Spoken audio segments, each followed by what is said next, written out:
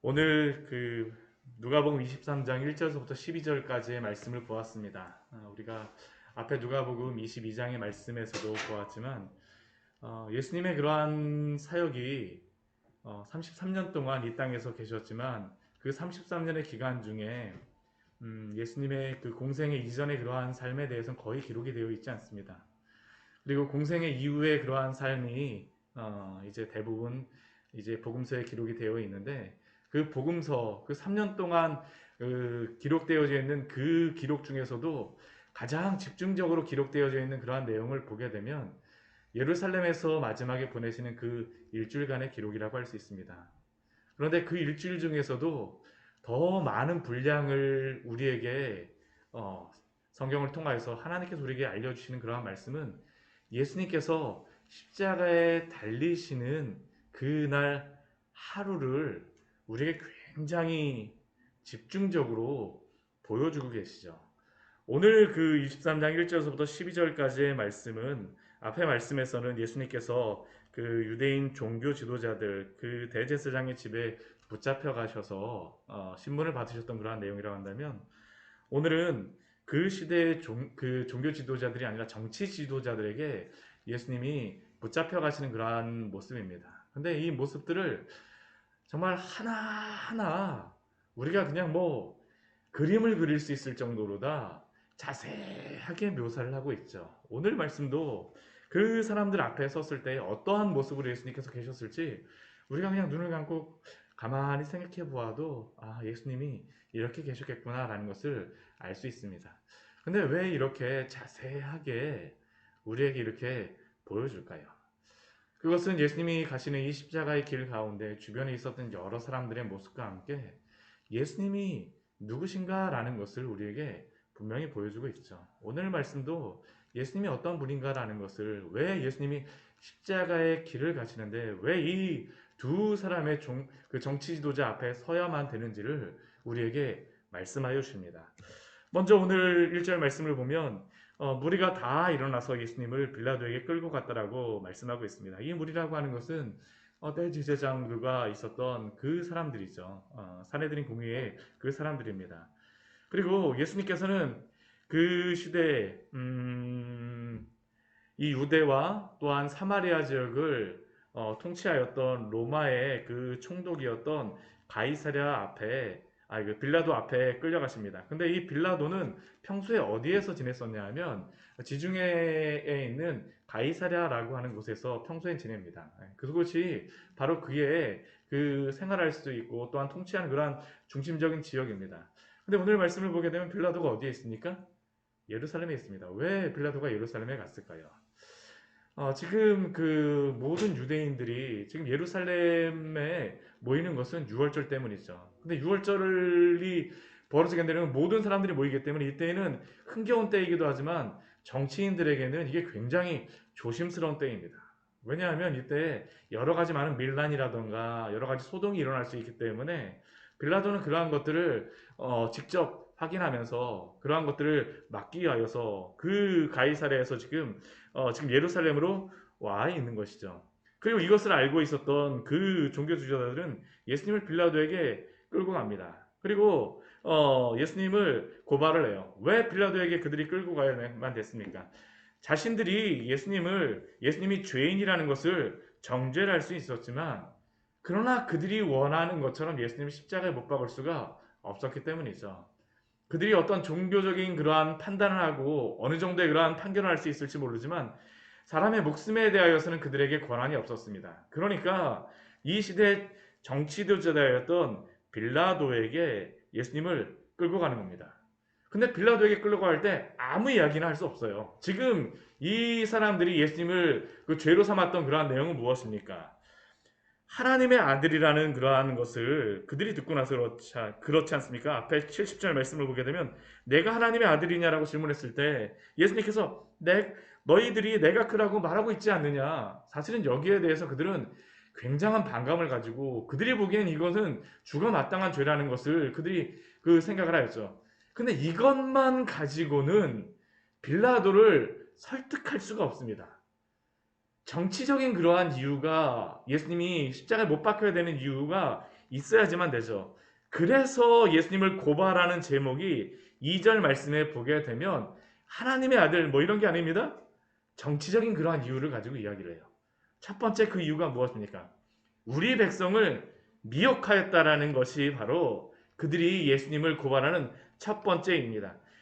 정치적이며 군사적인 쿠데타를 이 사람이 일으킬 것 같습니다 라는 게 바로 지금 이 종교 지도자들이 예수님을 그 빌라도 앞에 데리고 와서 고발하는 첫 번째 그러한 이유죠. 고발의 내용입니다. 두 번째 그들이 예수님을 고발하는 내용은 무엇입니까? 세금에 대한 겁니다. 세금에 대한 것. 가이사에게 세금 바치는 것을 금하더이다. 이 총독이라고 하는 인물은 로마에게 세금을 잘 걷어서 바치게 하는 것을 이것이 그의 큰 임무 중에 하나였었는데 세금 바치는 것을 금하였다라는 것은 빌라도가 보기에 큰 죄로 여겨질 수밖에 없죠. 그러나 우리가 앞에 누가복음 20장에서 보았던 것은 무엇입니까? 예수님은 결코 가이사에게 세금 내는 것을 막지는 않으세요. 뭐라고 예수님께서 말씀하십니까? 가이사의 것은 가이사에게, 하나님의 것은 하나님에게. 가이사의 형상이 그려져 있는 것은 가이사에게 바치지만 하나님의 형상인 너희들은 하나님께 충성하고 하나님 앞에 돌아오라는 게 바로 예수님의 말씀 아니었습니까? 결코 세금을 금하지를 않으셨습니다. 근데 이들은 지금 거짓을 말하고 있는 것이죠. 세 번째 그들이 예수님을 고발한 그런 내용이 무엇입니까? 자칭 왕 그리스도이다라고 그가 말하였다라는 것이 바로 예수님을 고발하는 겁니다. 이 자칭 왕이라고 하면 이거는 반란이잖아요. 그렇죠? 이것 이상 가는 큰 죄가 어디 있겠습니까? 그러니까 이 세 번째 그리스도 기름 부은 자 왕이라고 그가 하더이다. 그러나 예수님께서 이러한 고발을 받으시고 또한 빌라도가 이러한 이야기를 듣게 되자 이제 빌라도가 예수님께 질문하는 것이 있죠. 뭐 앞에 두 가지는 별로 그렇게 그에게 관심 없습니다. 마지막 세 번째가 가장 큰 그러한 빌라도가 궁금한 겁니다.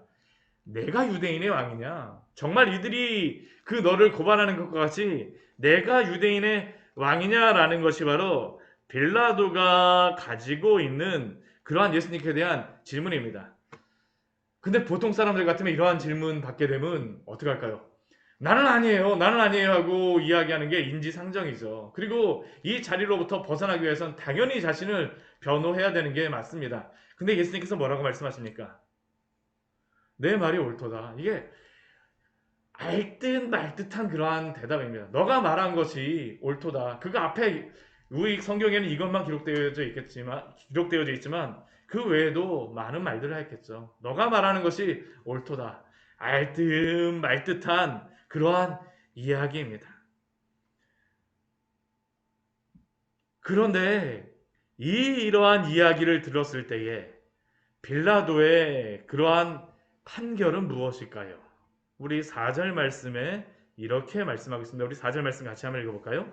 빌라도가 대제사장들과 무리에게 이르되 내가 보니 이 사람에게 죄가 없도다.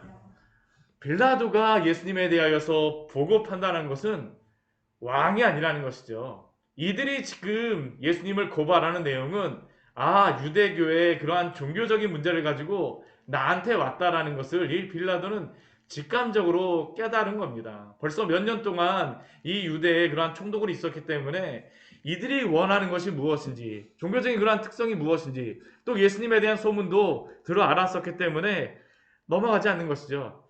내가 보니까 이 사람에게는 죄가 없다라는 것이 바로 빌라도의 판결이었습니다. 첫 번째 판결이죠. 그런데 이러한 빌라도의 첫 번째 판결에 대하여서 그 종교 지도자들과 함께했던 그 사람들은 어떻게 합니까? 더욱 강하게 말합니다. 그가 유대에서 가르치고 갈릴리에서부터 시작하여서 여기까지 그 엄청나게 많은 소동을 지금도 일으키고 있습니다. 지금도 일으키고 있습니다. 근데 빌라도가 이 말을 듣고 나서 반응하는 것은 무엇일까요? 그냥 이 소동 일으켰다 왕이냐 이거는 그에게 중요하지 않습니다. 그가 갈릴리 사람이냐? 그러면 예수라고 하는 사람은 내 관할에 있는 사람이 아니구나라고 나서 지금 이 예수님을 누구에게 지금 보내는 겁니까? 헤롯의 관할에 속한 줄 알고 헤롯에게 보내죠. 우리 빌라도가 왜 이렇게 행하겠습니까? 그는 예수님에 대하여서 그 누구인지에 대하여 듣고 그들에게 뭐 여러 가지 것들을 알게 되었지만, 그러나 그가 예수님에 대하여서는 관심이 없죠. 오직 그에게 관심이 있는 것은 갈릴리 사람이냐라는 것을 듣고 나에게만 문제가 되지 않으면 그냥 넘기겠다라는 게 바로 이 빌라도의 모습입니다. 근데 이 시대에 또한 많은 사람들이 예수님의 복음을 들었을 때에 이러한 반응을 하지 않습니까? 빌라도에게 예수님은 어떠한 의미가 있는 사람이 아니에요. 예수님이 사실 내 말이 옳도다라고 하는 것은 예수님이 그리스도라는 것을 증명하는 것입니다. 말씀하시는 것이에요. 그렇다면 그가 이 말씀을 믿었다면 그의 반응은 무엇이 될까요? 믿고 예수님 앞에 굴복해야 되죠. 그러나 그에게 예수님은 어떠한 사람입니까? 오히려 귀찮은 존재였었죠. 예수님을 믿음의 대상이 아니라 나를 귀찮게만 하지 않으면 된다라는 것이 바로 이 빌라도가 가지고 있는 그러한 모습이고, 이 시대의 많은 사람들의 그러한 그 예수님의 복음을 들었을 때의 반응이 그것 아닙니까? 예수가 도대체 나와 무슨 상관이 있어?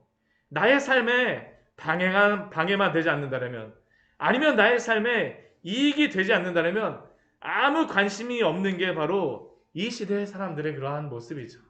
빌라도의 이 모습은 또한 이 시대의 사람들의 여러 가지 모습들, 예수님에 대하여서 관심이 없는 그 모습을 보여주고 있는 겁니다.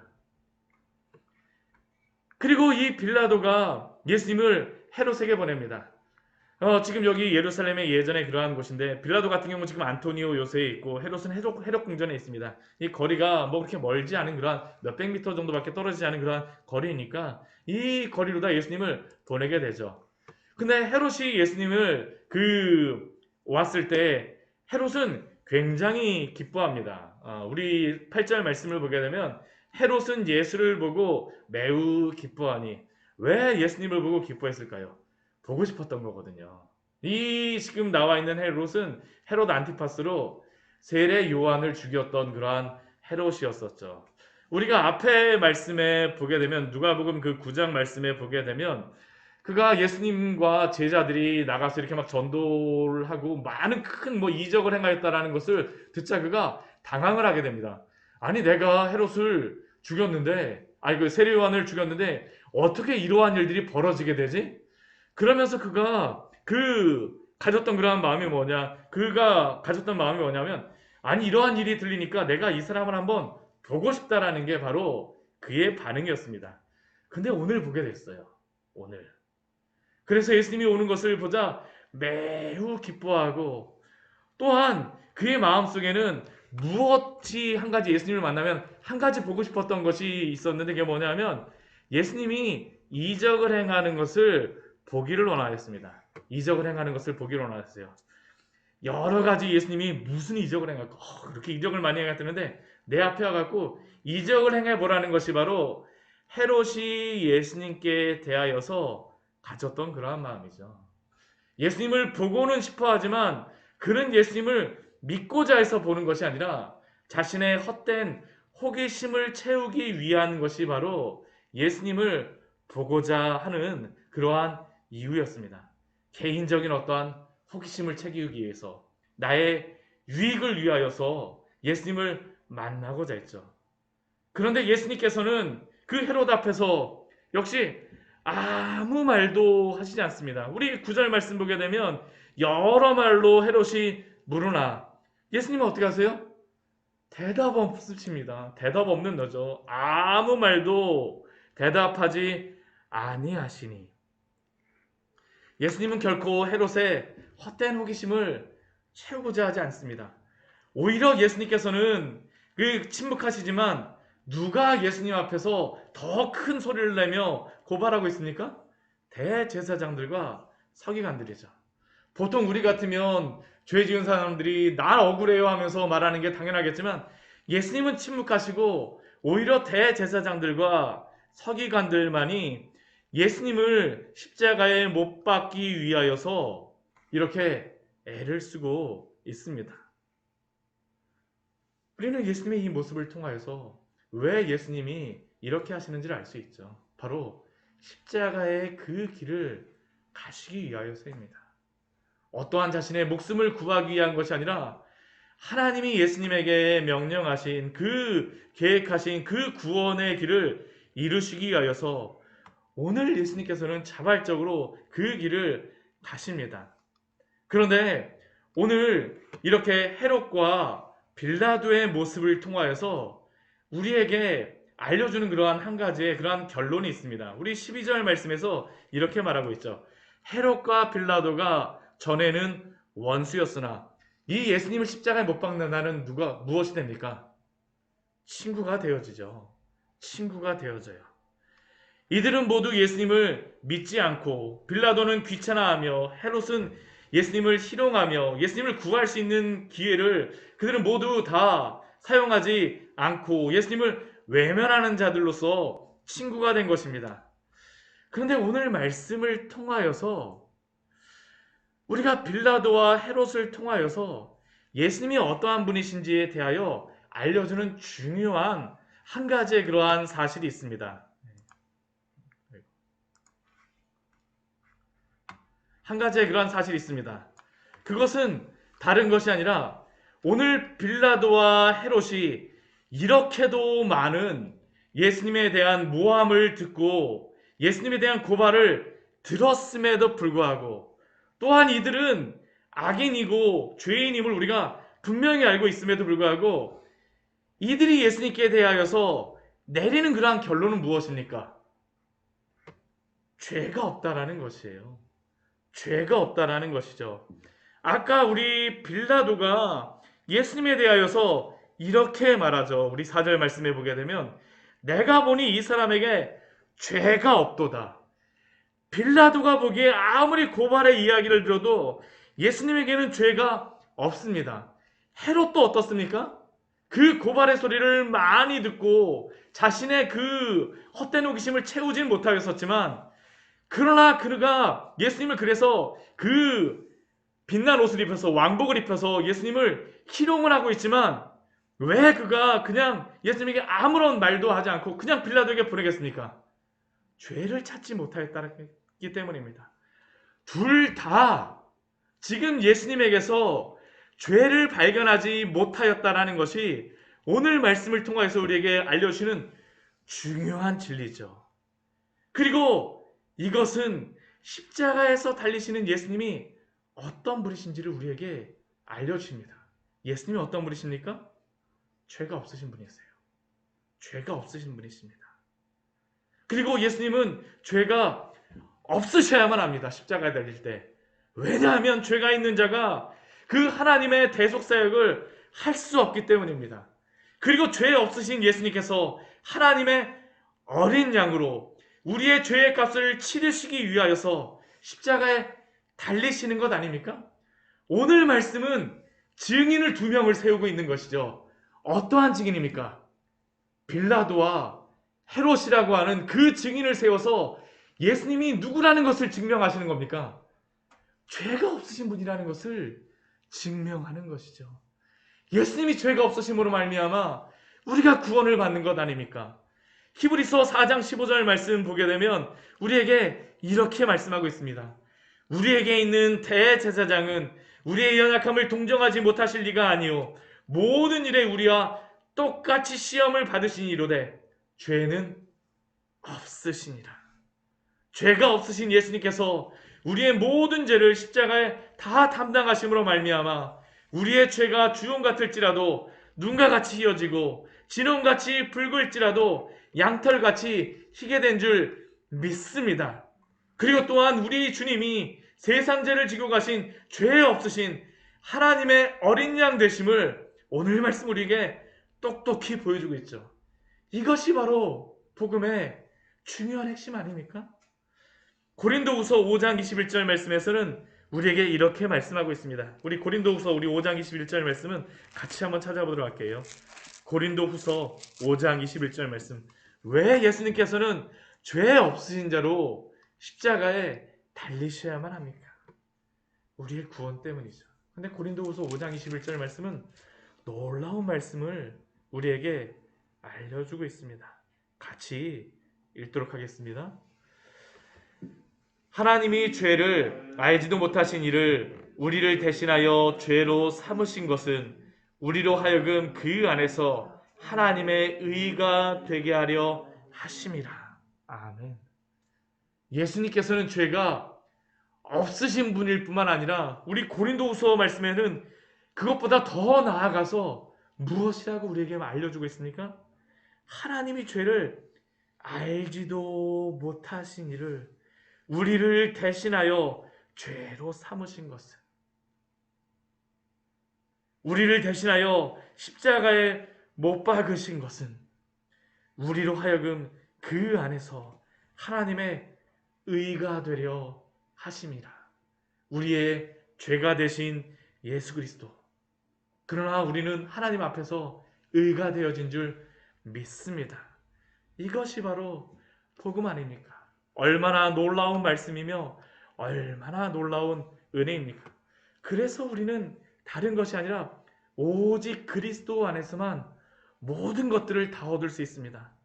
우리는 그리스도 안에서 그의 은혜의 풍성함을 따라 그의 피로 말미암아 속량 곧 죄사함을 받았느니라. 그 아들 안에서 우리가 속량 곧 죄사함을 얻었도다. 사도들의 그러한 고백이죠. 그렇기에 오늘 하루 그리스도 안에서 사십시오. 오직 그리스도 안에서 속량 곧 죄사함을 받고 그의 은혜의 풍성함을 얻은 자가 되어준 줄 믿습니다.